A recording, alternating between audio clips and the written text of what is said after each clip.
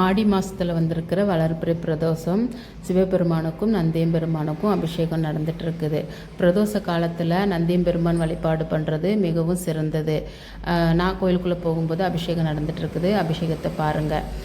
பிரதோஷ நேரத்தில் அபிஷேகத்துக்கு தேவையான பொருட்கள்லாம் வாங்கி கொடுத்து பிரதோஷத்தில் கலந்துக்கிறது இன்னும் கூடுதல் சிறப்பு.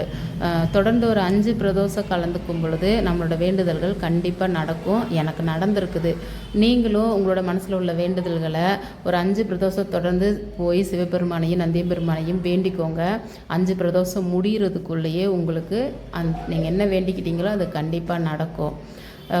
சிவபெருமான் எப்படி இருக்கிறாரு அப்படிங்கிறத சொல்லுங்கள். உங்களால் முடிஞ்ச பூஜை பொருட்களை அபிஷேகத்துக்கு வாங்கி கொடுங்க. இன்னமும் அது கூடுதல் சிறப்பு. என்னோடய வீடியோ பிடிச்சிருக்குது அப்படின்னா லைக் பண்ணி ஷேர் பண்ணி சரவணன் பிரியா யூடியூப் சேனலை சப்ஸ்கிரைப் பண்ணிக்கோங்க. தேங்க்யூ.